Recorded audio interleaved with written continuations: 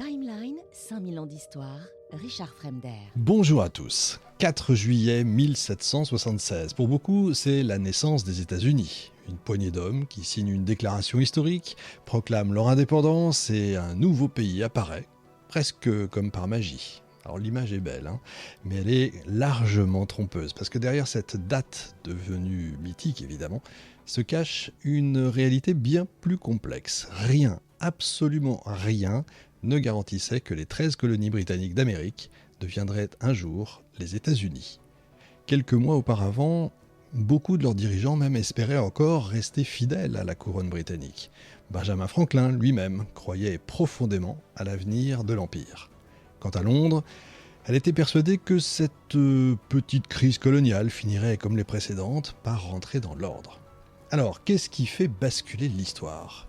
Comment passe-t-on d'une simple contestation fiscale à une révolution politique ? Ça nous intéresse aujourd'hui. Pourquoi 13 colonies et pas 15 ou 17 ? Pourquoi le 4 juillet et pas le 2 juillet, date du véritable vote de l'indépendance ? Et surtout, les États-Unis étaient-ils réellement inévitables ? C'est à toutes ces questions, entre autres, auxquelles je vais demander à mon invité de répondre, Bertrand von Runebeck, historien, grand spécialiste de l'histoire des États-Unis. Bonjour Bertrand. Bonjour. Je suis vraiment ravi de vous avoir. Alors plutôt que de raconter une nouvelle fois les exploits de Washington, de célébrer les grands mythes fondateurs, on va entrer au cœur des débats du Congrès continental, dans les couloirs du pouvoir à Londres, même dans les salons de Versailles, on va aller avec vous. Votre analyse brillante, je n'ai pas peur de le dire, c'est pas parce que vous êtes là. Votre vision, souvent à l'encontre des idées reçues, c'est ce que j'aime, traditionnelles, montre que la naissance des États-Unis est avant tout une histoire d'hommes qui hésitent, de décisions prises dans l'urgence, parfois d'erreurs politiques, mais ça reste des humains, de calculs diplomatiques aussi, et d'une accélération de l'histoire dont personne à l'époque ne pouvait, je pense, mesurer les conséquences, en tout cas quand je vous lis, c'est en gros l'idée qui ressort.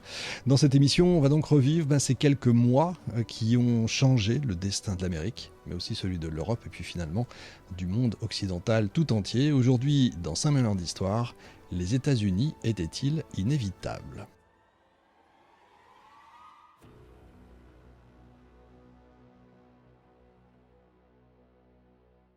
Alors rebonjour Bertrand, je le rappelle, vous êtes, je vais prendre la quatrième de couve parce qu'il faut que je prenne mon élan. Parce que c'est très important de dire les choses dans le bon ordre. Vous êtes membre honoraire de l'Institut universitaire de France et membre de l'American Philosophical Society de Philadelphie. Vous êtes également professeur de civilisation et d'histoire des États-Unis à l'Université Paris 8 et vous êtes auteur de nombreux ouvrages spécialisés, notamment sur les États-Unis. Vous vouliez réagir à ma question, les États-Unis étaient-ils inévitables ? Oui, j'allais vous dire quelle question en fait. Oui, on a 3 heures si on veut. En fait, je pense que c'est une surprise pour tout le monde, y compris eux-mêmes. Un des nœuds de cette histoire, c'est cette union et qui survient, ou qui se met en place progressivement à partir de 1974. C'est ce qu'on va voir, oui. Mais union, il faut bien comprendre que union, pour défendre les droits de l'Amérique, comme il disait à l'époque, ne signifie pas nécessairement indépendance. Et c'est ça, bien sûr. Donc tout s'accélère à partir de l'automne 75 et on sent en fait un dialogue de sourds avec Londres, bien sûr, mais une détermination de plus en plus accrue des colons, en tout cas de ceux qui sont au Congrès, et au sein même de ce Congrès, une influence de plus en plus forte de ceux qui poussent pour l'indépendance. Ouais, c'est ce qui est génial dans vos ouvrages, d'ailleurs, c'est ce qu'on sent vraiment bien. Les États-Unis ne sont pas nés d'un coup, comme ça. Évidemment, ça remonte plus loin. C'est vraiment le résultat d'un long processus politique, psychologique, diplomatique, et qui s'accélère en plus, qui va en s'accélérant. Alors, on le voit parfois, la série, je ne sais pas si vous l'avez vu, la série John Adams, qui oui, je trouve remarquable. Très bien faite, tout à fait. L'acteur, on dirait le vrai, tellement c'est vraiment lui. Et dans vos livres, effectivement, on le sent bien. Comment 13 colonies britanniques deviennent-elles 13 États souverains en quelques mois ? Pourquoi 13 d'ailleurs ? Alors oui, j'ai 12 000 questions, ça c'est évident. Non, mais avec plaisir. Pourquoi 13 ? Effectivement, parce qu'il faut bien comprendre, si on revient en 63, donc à l'origine de la crise, après la guerre de 7 ans, la Grande-Bretagne a plus d'une vingtaine de colonies, si on inclut celles en Amérique du Nord et aux Antilles. Donc de Terre-Neuve à Floride en passant par le Québec, disons à tout ce qui est à l'est du Mississippi, hormis les territoires dits amérindiens, qu'on appelle en anglais Indian Country. Donc ça, c'est un petit peu, justement, ça fait partie d'un des problèmes entre la métropole et les colonies et les colons, parce que justement, les colons voudraient aller jusqu'aux Appalaches et au-delà, et les Anglais essayent de les en empêcher. Mais donc ça aurait pu être 14, ça aurait pu être 12, parce que la Géorgie n'est pas présente en 74 au premier congrès, et les colons souhaitent englober le Québec dans leur lutte depuis le départ, en fait. En 75, soit par la manière douce, le Congrès envoie des messages aux Québécois, ou la manière forte en essayant de les conquérir. Et il y a aussi la Nouvelle-Écosse. Il y a cette bisbille entre les deux, c'est quand même dingue. Tout à fait. Alors oui, ce qui est étonnant, c'est qu'effectivement, inclure le Québec est donc une province britannique depuis 1763, mais peuplée de francophones. Donc en fait, le chiffre 13 se stabilise en 74, et même après l'indépendance, en 83, donc les États-Unis, les États-Unis, on y reviendra, c'est pas les États-Unis tels qu'on les connaît, c'est plutôt une ligue de provinces, une ligue de républiques, disons. Ils ont, dans les articles de la Confédération, qui est donc la toute première constitution états-unienne, qui date de 1781, il y a une clause pour inclure le Québec. Donc, dans les années 80, ils souhaiteraient encore être 14. C'est assez curieux, hein. C'est assez étonnant. D'ailleurs, pourquoi le Québec les a autant intéressés? Parce que c'est vrai qu'il y a les Français, et on est de l'autre côté aussi avec la Louisiane pendant encore un petit moment. Alors, je pense qu'il y a un côté stratégique. Alors, premièrement, peut-être le mot continental, parce que le congrès à l'époque, en 74, donc c'est le premier congrès continental, et à partir de mai 75, le second congrès continental, il y a ce mot continental qui est déjà hégémonique, en fait. Oui, bien sûr. Même quand ces États ou ces colonies étaient faibles, en fait, militairement, elles avaient toujours cet espoir, en fait, de contrôler tout un immense territoire, en fait, qui correspondait à l'Empire britannique en Amérique du Nord, véritablement. Et c'est se substituer aux Britanniques. Et donc, il y a ce côté hégémonique, ce côté continental, et aussi stratégique et commercial, parce que vous avez la vallée du Saint-Laurent, donc les Américains aimeraient bien la contrôler. Il y a aussi l'antagonisme entre le Québec et la Nouvelle-Angleterre, parce que la Nouvelle-Angleterre, depuis le début du 18e, est sans cesse attaquée, enfin sans cesse, disons, même au sein des guerres, mais même entre les guerres, il y a toujours des raids franco-amérindiens sur ces villages de Nouvelle-Angleterre, depuis en fait la fin du 17e même. Donc il y a ça mettrait fin à cette menace, et aussi il y a cette idée de stratégie, de point de vue stratégie militaire. Il y a cette voie entre New York et Québec, et donc les Américains aimeraient le contrôler, parce qu'ils pensent, j'imagine qu'ils pensent que si ils sont indépendants et les Britanniques gardent le Québec, ils pourront toujours les attaquer le long de la vallée de l'Hudson. Donc en fait, il y a un côté militaire aussi. Un côté précaré, après l'heure évidemment, avant l'heure.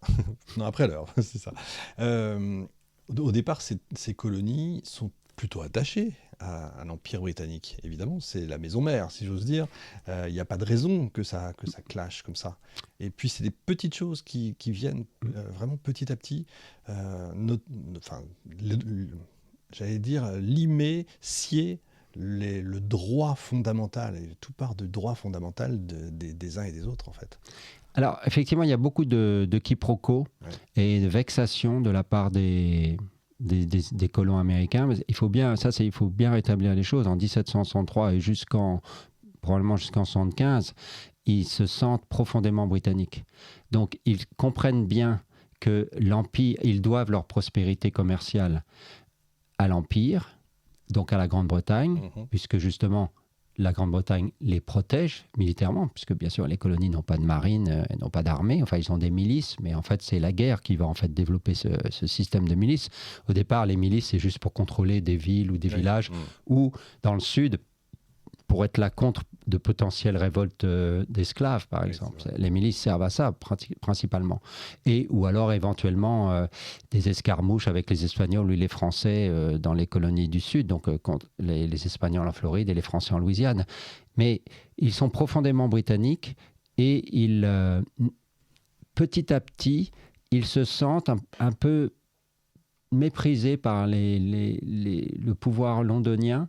Et surtout, ils ont ça c'est fondamental dans les années 1760, ils ont une relation à leurs assemblées qui est très différente de la relation des Britanniques au Parlement. Donc tout ce qui est la question de la représentation. Oui. Parce que c'est ce qu'on appelle en anglais de face-to-face societies. Donc c'est les sociétés coloniales, paradoxalement, c'est des petites sociétés avec relativement peu d'habitants. Si globalement les 13 colonies, c'est beaucoup d'habitants, c'est 2 millions d'habitants, donc c'est immense, mais les villes sont petites. Oui. C'est des villages, des paroisses, des petits établissements dans des comtés, mais c'est des petites sociétés dans d'immenses territoires. D'immenses territoires dont on ne connaît pas les limites occidentales, d'ailleurs. Exact. J'ai été surpris, d'ailleurs, en vous lisant, Philadelphie, c'est 6000 habitants. Enfin, c'est, Plus, un peu plus. Quand, au moment de Benjamin Franklin, enfin quand il arrive. Ah oui, au tout début. Oui, au tout début. Oui, bien sûr, bien sûr. Quand Franklin arrive au début du 18e, c'est une toute petite ville. Toute petite. Enfin, aujourd'hui, c'est un gros bourg, quoi. Voilà, exactement. Et même plus tard, même au moment de la Révolution, c'était un peu plus de 20 000. C'est rien du tout. Boston, c'est 15 000. C'est une petite ville, ouais. C'est ça. Et donc, ils connaissent leurs représentants aux assemblées coloniales. Et en fait, il y a une relation. Et d'ailleurs, dans certaines colonies, on vote. Ils emploient l'expression italienne viva voce. Donc, on vote à voix haute devant le candidat. Donc, ils ont une relation très de proximité avec leurs représentants. Et ça, c'est extrêmement important parce que les Britanniques ne vont pas en fait considérer que ces assemblées sont des parlements en miniature comme les colons les voient. En plus, il faut aussi garder à l'esprit que pour les colons, quand vous lisez les textes de Jefferson, de Thomas Jefferson ou John Dickinson qui ont beaucoup écrit dans les années 60-70 et d'autres pamphlétaires, on sent qu'ils se voient les héritiers d'une histoire en fait, et d'une histoire qui pour eux est longue. Parce que Jefferson et Washington, par exemple, ou Dickinson en Pennsylvanie, donc Virginie-Pennsylvanie, ou Adams au Massachusetts, leurs ancêtres sont arrivés au début du XVIIe siècle. Oui.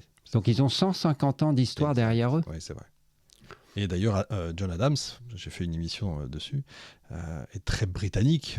C'est un avocat et c'est les lois anglaises, en fait, évidemment. Bien sûr, pour eux. Et d'ailleurs, Franklin le décrit très bien, parce que Franklin, qui passe beaucoup de temps à Londres, lui, il fait du lobbying pour des colonies, parce que les colonies, il faut savoir que les colonies ont des agents au Parlement pour défendre leurs intérêts. Donc on ne défendrait jamais les intérêts de l'Amérique. Ça, c'est nouveau, cette revendication de parler des droits d'Amérique. Et d'ailleurs, quand les Américains en 1976 vont dire qu'ils forment un peuple, pour les Britanniques, ça va leur paraître très curieux, et même pour les Américains loyalistes, donc qui veulent rester dans l'Empire, dire un peuple, mais c'est bien étrange. Un peuple différent du peuple britannique ? Non, nous sommes des Britanniques. Et d'autre part, est-ce que les Georgiens et les Pennsylvaniens forment un peuple ? Effectivement, je pense que c'est une projection. On ne peut pas parler de peuple américain en 1776 encore. Mais tout est à construire. D'où cette formule « We the people ». Voilà, exactement. Et après, ça va revenir dans la Constitution. C'est ça, c'est excellent. Mais ça reste à construire.